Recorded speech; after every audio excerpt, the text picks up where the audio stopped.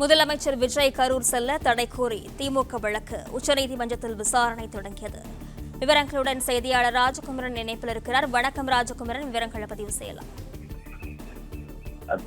தமிழக முதலமைச்சர் ஜோசப் விஜய் கரூர் செல்வது தொடர்பான ஒரு இறுதி முடிவு எடுக்கப்பட்டிருக்கின்றது. முதலமைச்சர் தரப்பில் கரூருக்கு பயணம் மேற்கொண்டு கரூர் துயர சம்பவம் என்று குறிப்பிடப்படக்கூடிய தாவேகாவினுடைய கட்சி நிகழ்ச்சியில் கடந்த ஆண்டு கூட்ட நெரிசலில் சிக்கி பலர் உயிரிழந்திருந்தார்கள். 40க்கும் மேற்பட்டவர்கள். அவர்களுடைய குடும்ப உறுப்பினர்களை சந்திப்பதற்கு வாய்ப்பு இருப்பதாகவும் படுகாயமடைந்தவர்களுக்கு நிவாரண உதவி வழங்குவதற்கான வாய்ப்பு இருப்பதாகவும் சொல்லப்பட்டிருந்தது. இந்த நிலையில்தான் தற்பொழுது முதலமைச்சர் கரூருக்கு செல்லக்கூடாது, கரூர் சம்பவத்தில் உயிரிழந்தோருடைய குடும்ப உறுப்பினர்களை முதலமைச்சர் சந்தித்தால் அந்த வழக்கு சிபிஐ விசாரணையில் இருந்து வரக்கூடிய சூழ்நிலையில் சிபிஐ விசாரணையினுடைய நடுவுநிலைத்தன்மை பாதிக்கப்பட்டுவிடும் என்று குறிப்பிட்டு முதலமைச்சர் கரூர் செல்வதற்கு தடை கேட்டு உச்சநீதிமன்றத்தை திமுக நாடி இருக்கின்றது. இந்த நிலையில் தான் அந்த விசாரணை தற்போது தொடங்கி இருக்கின்றது.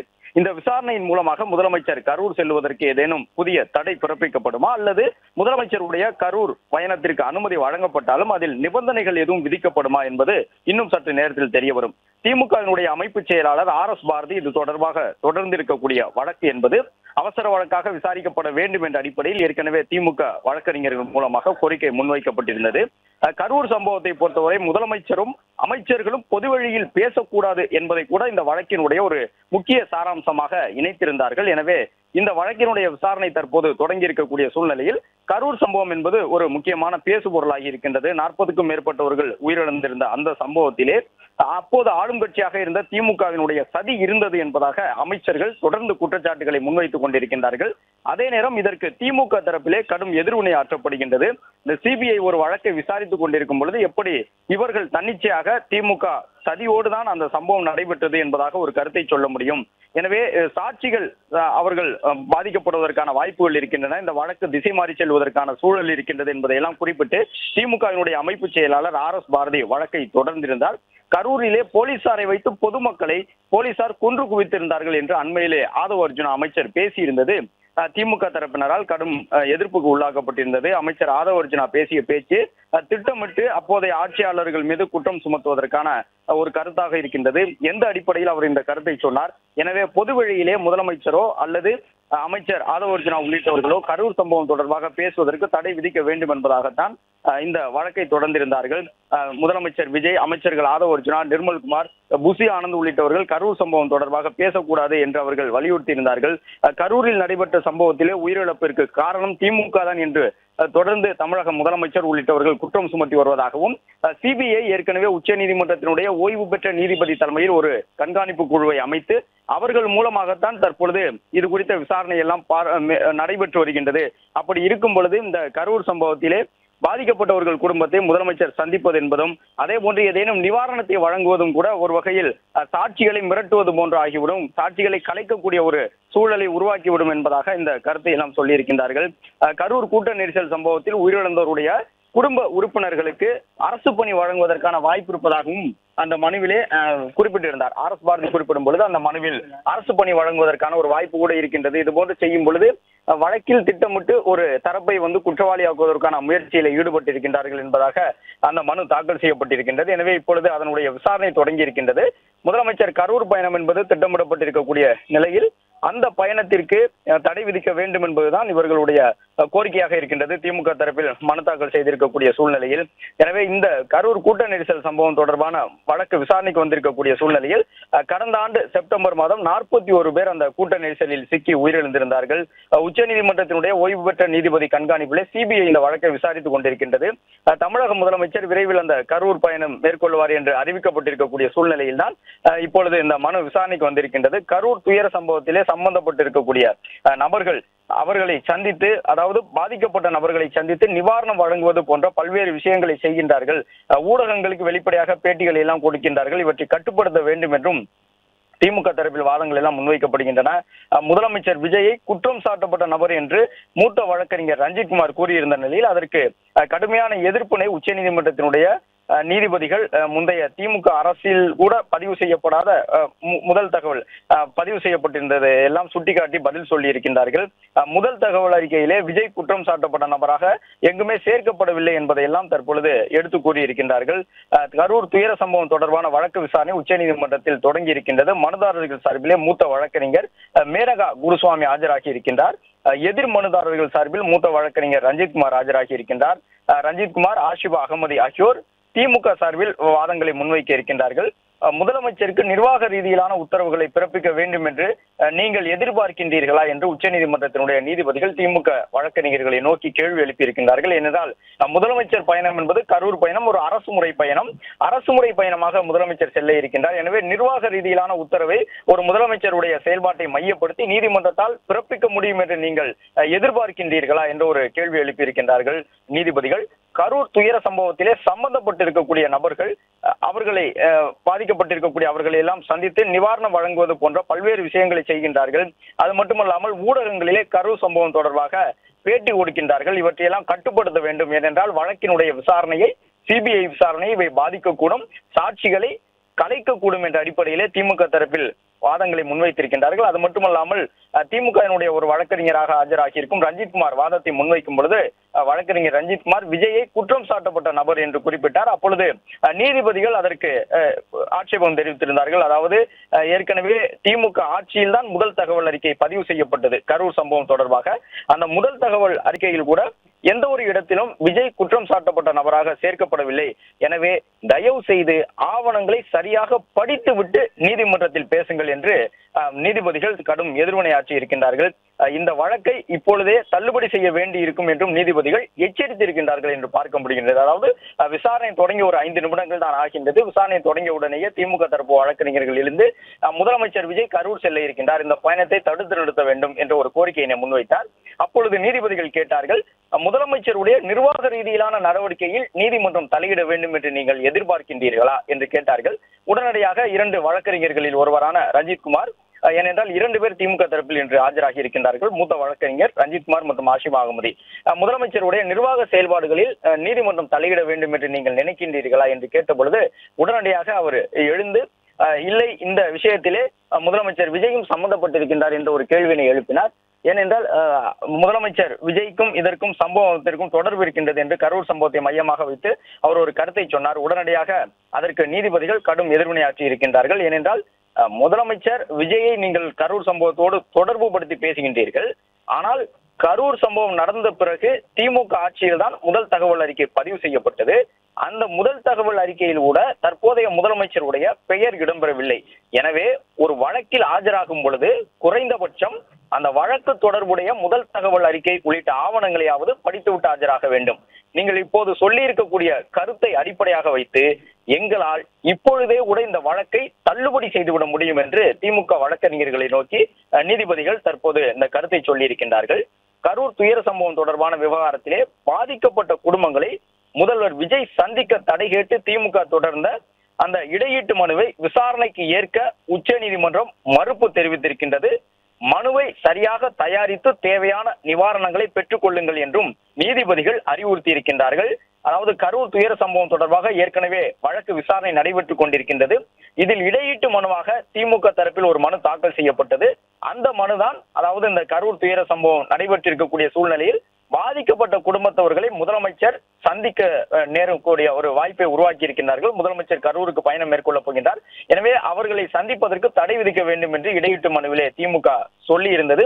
ஆனால் இந்த இடையீட்டு மனுவை விசாரணைக்கு ஏற்றுக்கொள்வதற்கு உச்சநீதிமன்றம் தற்போது மறுப்பு தெரிவித்திருக்கின்றது. மனுவை சரியாக நீங்கள் தயாரித்து தான் நிவாரணங்களை பெற்றுக்கொள்ள முடியும். எனவே ஒரு புதிய மனுவை தாக்கல் செய்யுங்கள் என்று சொல்லி தற்போது நீதிமன்றம் இந்த வழக்கை விசாரணைக்கு ஏற்றுக்கொள்வதற்கு மறுப்பு தெரிவித்திருக்கின்றது. முன் RS பாரதி அவர்கள் சார்பிலே தாக்கல் செய்யப்பட்டிருந்த மனு முதலமைச்சர் கரூருக்கு செல்வதற்கு தடை விதிக்க வேண்டும் என்று சொல்லி தாக்கல் செய்யப்பட்டிருந்த அந்த மனுவை, இடையீட்டு மனுவை விசாரணைக்கு ஏற்றுக்கொள்வதற்கு நீதிமன்றம் மறுத்திருக்கின்றது. புதிதாக ஒரு மனுவை தாக்கல் செய்யுங்கள், மனுவை சரியாக தயாரித்து நீங்கள் தாக்கல் செய்தால் மட்டும்தான் தேவையான நிவாரணங்களை வழங்க முடியும் என்பதாக இந்த மனு தள்ளுபடி செய்யப்பட்டிருப்பதாக சொல்லப்பட்டிருக்கின்றது. முதலமைச்சர் விஜயை ஒரு குற்றம் சாட்டப்பட்ட நபர் என்பதாக திமுக தரப்பில் ஆஜராகி இருந்த வழக்கறிஞர் தன்னுடைய வாதத்தை முன்வைத்த பொழுது அதற்கு நீதிபதிகள் கடும் ஆட்சேபம் தெரிவித்திருக்கின்றார்கள். ஏற்கனவே உங்கள் ஆட்சியில், அதாவது திமுக தரப்பில் ஆஜராகி இருந்த நிலையில் திமுக ஆட்சியில் தான் முதல் தகவல் அறிக்கையான எஃப்ஐஆர் பதிவு செய்யப்பட்டது. அந்த எஃப்ஐஆரில் கூட எந்த ஒரு இடத்திலும் விஜய் குற்றம் சாட்டப்பட்ட நபராக பதிவு செய்யப்படவில்லை. ஏனென்றால் நமக்கு நினைவு இருக்கலாம், அந்த கட்சியினுடைய மாவட்ட செயலாளர்கள் மற்றும் மாநில பொறுப்பில் இருக்கக்கூடிய சிலர் மட்டும்தான் முதல் தகவல் அறிக்கையிலே குற்றம் சாட்டப்பட்ட நபராக இருந்தார்கள். அதை சுட்டிக்காட்டி இருக்கக்கூடிய நீதிபதிகள் எந்த ஒரு இடத்திலும் விஜயனுடைய பெயர், தற்போதைய முதலமைச்சருடைய பெயர் இடம்பெறாத நிலையில் முதல் தகவல் அறிக்கையை கூட சரிவர படிக்காமல் வாதங்களை முன்வைக்க கூடாது என்பதாக நீதிபதிகள் எச்சரித்திருக்கின்றார்கள். அது மட்டுமல்லாமல் கரூர் துயர சம்பவம் தொடர்பாக திமுக தொடர்ந்து இருக்கக்கூடிய இடையீட்டு மனு தள்ளுபடி செய்யப்பட்டிருக்கின்றது.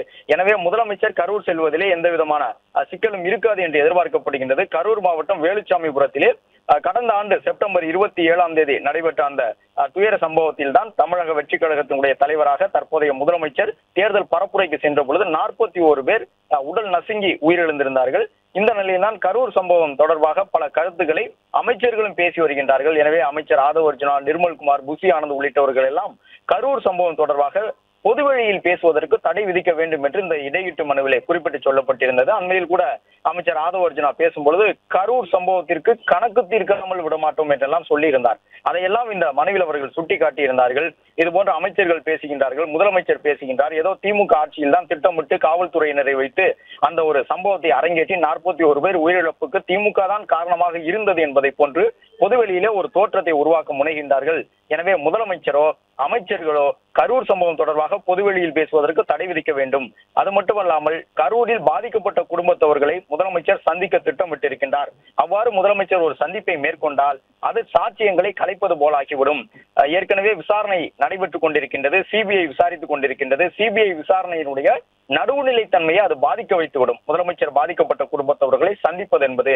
எனவே இதற்கு உடனடியாக தடை விதிக்க வேண்டும். முதலமைச்சர் கரூர் செல்லக்கூடாது, அதற்கான உத்தரவினை நீதிமன்றம் பிறப்பிக்க வேண்டும் என்பதாக திமுக ஒரு இடையீட்டு மனுவை தாக்கல் செய்கின்றது.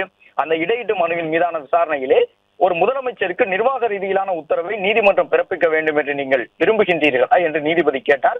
அதற்கான காரணம், கரூருக்கு முதலமைச்சர் செல்வது என்பது ஒரு அரசு முறை பயணம். முதலமைச்சருடைய அரசு முறை பயணத்தை தடுத்து நிறுத்த வேண்டும் என்பதாக ஒரு கோரிக்கையினை நிவாரணமாக திமுக முன்வைக்கின்றது. எனவே ஒரு முதலமைச்சருடைய அரசு ரீதியிலான பயணத்தில் அலுவல் நடவடிக்கையிலே நீதிமன்றம் தலையிட வேண்டும் என்று விரும்புகிறீர்களா என்று கேட்ட பொழுதுதான் திமுக வழக்கறிஞர் ரஞ்சித்குமார் எழுந்து அந்த வழக்கில் குற்றம் சாட்டப்பட்ட நபர்களில் விஜயும் ஒருவராக இருக்கின்றார் என்று முதலமைச்சர் குறிப்பிட்டு சொன்னார். அதற்கு நீதிபதிகள் கடும் எதிர்வினை ஆற்றியிருந்தார்கள், தங்களுடைய ஆட்சேபனையை தெரிவித்திருந்தார்கள். எஃப்ஐஆர் எந்த ஒரு இடத்திலும் முதலமைச்சர் விஜயை குற்றவாளி என்று குறிப்பிடவில்லை. அந்த எஃப்ஐஆர் கூட திமுக ஆட்சியில் போடப்பட்டதுதான். அதில் எந்த ஒரு பகுதியிலும் விஜய் அவர்கள் திட்டமிட்டு இந்த சம்பவத்திற்கு காரணமாகிவிட்டார் என்பதை போன்ற கருத்துக்களிலே அவருடைய பெயரே இடம்பெறவில்லை. எனவே நீதிமன்றத்தில் வழக்குக்காக ஆஜராகும் பொழுது அது குறித்த ஆவணங்களை, குறிப்பாக முதல் தகவல் அறிக்கை உள்ளிட்டவற்றை எல்லாம் படித்து விட்டுதான் ஆஜராக வேண்டும். இது போன்ற வாதத்தை நீங்கள் முன்வைத்திருக்கின்றீர்கள். அதாவது ஒரு எஃப்ஐஆரிலேயே பெயர் இல்லாதவரை குறிப்பிட்டு இந்த சம்பவத்திலே அவரும் ஒரு குற்றவாளி என்பதாக நீங்கள் நீதிமன்றத்தில் வந்து சொல்லி இருக்கின்றீர்கள். இதை மட்டுமே காரணமாக்கி கூட எங்களால் இந்த மனுவை உடனடியாக தள்ளுபடி செய்ய முடியும் என்று சொல்லியிருந்தார்கள். அதன் பிறகு மனுவை நீங்கள் சரியாக தயாரித்து வழக்கு தாக்கல் செய்யக்கூடிய வகையில் அந்த மனுவை சரியாக தயாரித்து நீங்கள் வழங்க வேண்டும். அதன் பிறகு நீங்கள் எந்த நிவாரணத்தை வேண்டுமோ கேளுங்கள், நீதிமன்றம் விசாரித்து உங்களுக்கு தேவையான நிவாரணத்தை வழங்கும். அதே நேரம் தற்பொழுது இந்த இடையீட்டு மனுவினுடைய விசாரணையை ஏற்றுக்கொள்ள முடியாது என்று மறுப்பு தெரிவித்திருக்கின்றது உச்ச நீதிமன்றம் என்பதை பார்த்து வருகின்றோம். இந்த வழக்கினுடைய விசாரணையை பொறுத்தவரை உச்ச நீதிமன்றத்திலே தற்போது தொடங்கியிருந்த நிலையில் இந்த ஒரு முக்கியமான உத்தரவினை நீதிபதிகள் பிறப்பித்திருக்கின்றார்கள். அது மட்டுமல்லாமல் முதலமைச்சர் விஜய் கரூர் செல்ல தடை கோரி திமுக தொடர்ந்த வழக்கிலே முதலமைச்சருக்கு நிர்வாக ரீதியில் உத்தரவு பிறப்பிக்க வேண்டும் என்று எதிர்பார்க்கின்றீர்களா என்ற ஒரு கேள்வியினையும் திமுக தரப்பு வழக்கறிஞர்களை நோக்கி நீதிபதிகள் எழுப்பியிருந்தார்கள். திமுக அமைப்பு செயலாளர் RS பாரதி தொடர்ந்த வழக்கில் தான் இந்த விசாரணை நடைபெற்றிருந்தது. கரூரிலே காவல்துறையினரை வைத்து கடந்த ஆட்சியில் தமிழக வெற்றி கழகத்தினுடைய அரசியல் பொதுக்கூட்டத்திற்கு வந்த பொதுமக்கள் உயிரிழந்து போவதற்கு காரணமாகிவிட்டார்கள் என்ற அடிப்படையில் கடந்த ஆட்சியாளர்கள் மீது குற்றம் சுமத்தப்படுகின்றது என்பதை மையமாக வைத்து தங்களுடைய மனுவை தாக்கல் செய்திருந்தார்கள் திமுகவினர். கரூர் சம்பவம் தொடர்பாக முதலமைச்சர் விஜயோ அமைச்சர்கள் ஆதவ் அர்ஜுனாவோ நிர்மல்குமாரோ பேசுவதற்கு தடை விதிக்க வேண்டும் என்ற ஒரு கருத்தையும் சொல்லியிருந்தார்கள். எனவே முதலமைச்சருடைய கரூர் பயணம் அனுமதிக்கப்படுமா என்று எதிர்பார்ப்பு நிலவி வந்த நிலையில் தற்போது இந்த ஒரு உத்தரவு பிறப்பிக்கப்பட்டிருக்கின்றது. முதலமைச்சர் கரூர் செல்வதற்கு எந்த தடையும் இதுவரை இல்லை என்பதைத்தான் இந்த கருத்தின் மூலமாக பார்க்க முடிகின்றது. முதலமைச்சர் கரூர் செல்வதை தடுப்பதற்காக திமுக முயற்சிக்கின்றது என்ற ஒரு கருத்தை கூட இன்று காலையிலேயே அமைச்சர்கள் சிலர் சொல்லியிருந்தார்கள். கரூருக்கு முதலமைச்சர் செல்வதையும் பாதிக்கப்பட்ட குடும்பத்தவர்களுக்கு, காயமடைந்தவர்களுக்கு நிவாரண உதவி வழங்குவதையும் கூட திமுக தடுப்பது ஏன் என்ற ஒரு கேள்வியினையும் சொல்லியிருந்தார்கள். இந்த சூழ்நிலையில் தான் இந்த வழக்கு விசாரணைக்கு வந்த நிலையிலே இடையீட்டு மனுவை விசாரணைக்கு ஏற்க முடியாது என்று அவர்கள் சொல்லி இருக்கின்றார்கள். நீதிபதிகள் இந்த உத்தரவினை பிறப்பித்திருக்கின்றார்கள். எனவே முதலமைச்சர் கரூர் செல்வதற்கு தற்போது வரை எந்த தடையும் இல்லை. ஏற்கனவே இன்னும் ஒரு 2 நாட்களில், அதாவது ஜூலை 10ஆம் தேதி அளவில் முதலமைச்சர் கரூர் செல்வார் என்று அரசின் சார்பில் அறிவிக்கப்பட்டிருந்தது. உயிரிழந்தவருடைய குடும்பத்தவர்களை சந்தித்து முதலமைச்சர் ஆறுதல் தெரிவிப்பார் என்றும் சொல்லப்பட்டிருந்தது. அது மட்டுமல்லாமல் உயிரிழந்தோர் குடும்பத்தவர்களை சார்ந்தவர்களுக்கு, உயிரிழந்த குடும்பத்தை சார்ந்தவர்களுக்கு சில அரசு பணிகள் வழங்குவதற்கான வாய்ப்பு இருப்பதாக தகவல்கள் எல்லாம் பரவின. அவற்றையெல்லாம் குறிப்பிட்டு காட்டிதான் திமுக சார்பிலே இந்த மனுவை தாக்கல் செய்திருந்தார்கள். முதலமைச்சர் சென்று பாதிக்கப்பட்ட குடும்பத்தவர்களுக்கு நிவாரண உதவி வழங்குவதோ, உயிரிழந்தோருடைய குடும்ப உறுப்பினர்களுக்கு யாருக்கேனும் பணியாணை வழங்கினாலோ அது இந்த வழக்கினுடைய விசாரணையை பாதிக்கும் என்பதாக மனுவை தாக்கல் செய்திருந்தார்கள். அந்த மனு தற்போது ஏற்கப்படவில்லை. இடையீட்டு மனு விசாரணைக்கு உகந்தது அல்ல என்று நீதிமன்றம் கருதி இருக்கின்றது. அது மட்டுமல்லாமல் மனுவை சரியாக தயாரித்து வழங்கினால்தான் மீண்டும் அதை விசாரணைக்கு எடுத்து போதிய நிவாரணங்களை உங்களுக்கு வழங்க முடியும் என்ற அடிப்படையில் நீதிபதிகள் தங்களுடைய கருத்தை தெரிவித்திருக்கின்றார்கள் என்பதையும் பார்க்கின்றோம். உச்ச நீதிமன்றத்தை நாடியிருந்த திமுக இந்த வழக்கை அவசர வழக்காக விசாரிக்க வேண்டும் என்று சொல்லியிருந்தார்கள். 2 மூத்த வழக்கறிஞர்கள் திமுக தரப்பில் ஆஜராகியிருந்தார்கள். ஆசிஃபா அகமதி மற்றும் ரஞ்சித் குமார் ஆகிய 2 வழக்கறிஞர்களும் ஆஜராகியிருந்தார்கள். அவர்கள் தங்கள் வாதங்களை முன்வைக்கும் பொழுது முதலமைச்சர் விஜயையும் கரூர் சம்பவத்தில் குற்றம் சாட்டப்பட்ட ஒரு நபராக குறிப்பிட்டு சொல்லியிருந்தார்கள். அதற்கு நீதிபதிகள் கடும் எதிர்ப்பு தெரிவித்திருந்தார்கள். ஒருவர் குற்றம் சாட்டப்பட்டவரா என்பதை முதல் தகவல் அறிக்கை அடிப்படையில் தான் பார்த்தறிய முடியும். ஆனால் முதல் தகவல் அறிக்கையில் எந்த ஒரு இடத்திலும் முதலமைச்சர் விஜயனுடைய பெயர் இடம்பெறவில்லை என்பதையெல்லாம் சொல்லி இருக்கின்றார்கள். அதே நேரம் இந்த மனு, இடையீட்டு மனு என்பது விசாரணைக்கு உகந்தது அல்ல என்று நீதிபதிகள் கருதி இந்த மனுவை விசாரணைக்கு ஏற்க முடியாது என்று அறிவித்திருக்கின்றார்கள். புதிய மனுவை தாக்கல் செய்வதற்கு வாய்ப்புகள் இருக்கின்றன. RS பாரதி தரப்பிலே திமுகவிற்காக புதிய மனு தாக்கல் செய்யப்படலாம். எனவே முதலமைச்சருடைய கரூர் பயணம் என்பது வரும் 10ஆம் தேதிக்கு திட்டமிடப்பட்டிருக்கின்றது. இன்னும் 2 நாட்களுக்கு பிறகாக முதலமைச்சர் கரூர் செல்ல உள்ள நிலையிலே திமுக மீண்டும் உச்சநீதிமன்றத்தில் ஒரு புதிய மனுவை தாக்கல் செய்து வாதங்களை முன்வைப்பார்களா, அல்லது முதலமைச்சருடைய பயணத்திற்கு எந்த ஒரு தடையும் கிடைப்பதற்கான சூழல் இல்லாத நிலையில் முதலமைச்சர் கரூர் செல்வாரா என்ற ஒரு எதிர்பார்ப்பும் எழுந்திருக்கின்றது. முதலமைச்சர் கரூர் சென்றால் கரூரிலே அந்த சம்பவத்தில் காயமடைந்த நபர்களுக்கு சில உதவிகளை வழங்க இருக்கின்றார், நிவாரண உதவி என்ற அடிப்படையிலே. அது மட்டுமல்லாமல் இறந்தோருடைய குடும்பத்தவர்களை முதலமைச்சர் சந்தித்து அவர்களுக்கு ஆறுதல் தெரிவிப்பதற்கான வாய்ப்பும் இருப்பதாக சொல்லப்பட்டிருக்கின்றது. எனவே முதலமைச்சர் கரூர் செல்வதற்கு முன்பாக மீண்டும் ஒரு புதிய மனுவை திமுக தாக்கல் செய்யுமா, அல்லது இந்த இடையீட்டு மனு தற்பொழுது தள்ளுபடி செய்யப்பட்டிருக்கக்கூடிய சூழ்நிலையில் இனி புதிதாக அவர்கள் இந்த மனுவையும் தாக்கல் செய்வதற்கு முன்வர மாட்டார்களா என்பது உட்பட பல்வேறு கேள்விகள் இருக்கின்றன. இதுவரை திமுக தரப்பில் முன்வைக்கப்பட்ட வாதங்களை நீதிமன்றம் ஏற்கவில்லை. முதலமைச்சர் விஜயனுடைய பெயர் முதல் தகவல் அறிக்கையில் கூட இல்லாத சூழ்நிலையில் அவரையும் இந்த வழக்கில் குற்றம் சாட்டப்பட்ட நபராக கருத முடியாது என்பதை நீதிமன்றம் தெளிவுபட எடுத்து கூறியிருக்கின்றது. அது மட்டுமல்லாமல் மாநிலத்தினுடைய முதலமைச்சராக இருப்பவர் நிர்வாக ரீதியாக சில நடவடிக்கைகளை எடுப்பார். அரசு முறை பயணமாக கள ஆய்வுகளுக்கெல்லாம் செல்வது முதலமைச்சருடைய வழக்கம். எனவே நிர்வாக ரீதியாக முதலமைச்சருக்கு நீதிமன்றம் ஒரு உத்தரவை பிறப்பிக்க முடியுமா என்பது உள்ளிட்ட கேள்விகள் எல்லாம் திமுக தரப்பை நோக்கியும் தற்போது உச்சநீதிமன்றத்திலே நீதிபதிகள் எழுப்பி இருக்கின்றார்கள். எனவே இன்னும் சற்று நேரத்தில் திமுக தரப்பில் அடுத்த கட்டமாக சட்ட ரீதியான வாய்ப்புகளாக என்ன இருக்கின்றன என்பது குறித்து ஆய்வு செய்து அதற்கேற்ற முயற்சியை எடுப்பார்கள் என்று எதிர்பார்க்க முடியும். அதாவது புதிதாக ஒரு மனுவை தாக்கல் செய்வதற்கும் வாய்ப்பு இருக்கின்றது. அதே நேரம் இந்த மனுவில் திமுக சார்பில் முன்வைக்கப்பட்ட வாதங்கள் எவையும் ஏற்கப்படவில்லை என்பதைத்தான் இந்த இடையீட்டு மனுவை விசாரணைக்கு ஏற்க உச்சநீதிமன்றம் மறுப்பு தெரிவித்திருப்பதன் மூலமாக தெரிய வந்துள்ளது. மற்றும் ஆப் ஸ்டோரில் இருந்து பாலிமர் செயலியை QR கோடு மூலம் பதிவிறக்கம் செய்யுங்கள். செய்திகளை உடனுக்குடன் பெறுங்கள்.